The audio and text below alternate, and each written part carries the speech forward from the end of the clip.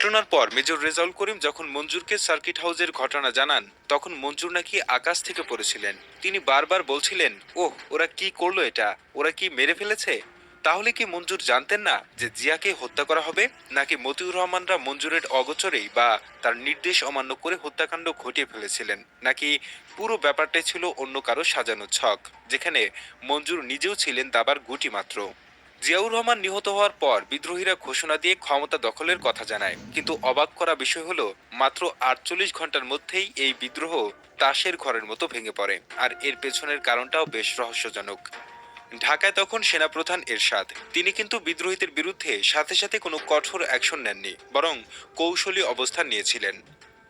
সবচেয়ে বড় রহস্যটা হলো জেনারেল এরশাদকে নিয়ে। মেজর রেজাউল করিম রেজার ভাষ্যমতে জিয়া হত্যার কয়েকদিন আগে কর্নেল মতিউর রহমান ঢাকায় এসে এরশাদের সাথে গোপন বৈঠক করেছিলেন। কি কথা হয়েছিল তাদের মধ্যে, কেন এরশাদ সেই বৈঠকের কথা কাউকে জানাননি?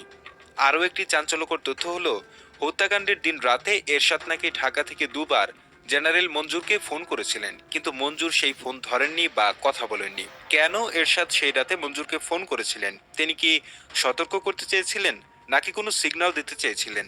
এই প্রশ্নের উত্তর আজও ধোঁয়াশায় ঢাকা। জিয়াউর রহমানের মৃত্যুর পর যে ঘটনাটি সবচেয়ে বেশি সন্দেহের জন্ম দেয় তা হলো জেনারেল মঞ্জুরের মৃত্যু। বিদ্রোহ ব্যর্থ হওয়ার পর মঞ্জুর পালিয়ে যাওয়ার চেষ্টা করেন, কিন্তু তিনি ধরা পড়ে যান। স্বাভাবিকভাবে তাকে ঢাকায় এনে বিচার করার কথা, তার কাছ থেকে জানা যেত আসল সত্য, কিন্তু তা হয়নি। পুলিশের হেফাজত থেকে তাকে সেনা হেফাজতে নেওয়া হয় এবং সেখানেই অত্যন্ত রহস্যজনকভাবে তাকে হত্যা করা হয়। বলা হয় একদল ক্ষুব্ধ সেনা সদস্য তাকে মেরে ফেলেছে।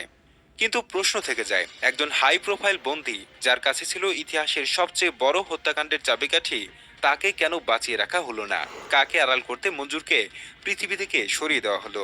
এরশাদ কি চেয়েছিলেন মঞ্জুর মুখ খোলার আগেই সব শেষ হয়ে যাক? এই প্রশ্নগুলো কিন্তু আজও হাওয়ায় ভাসছে।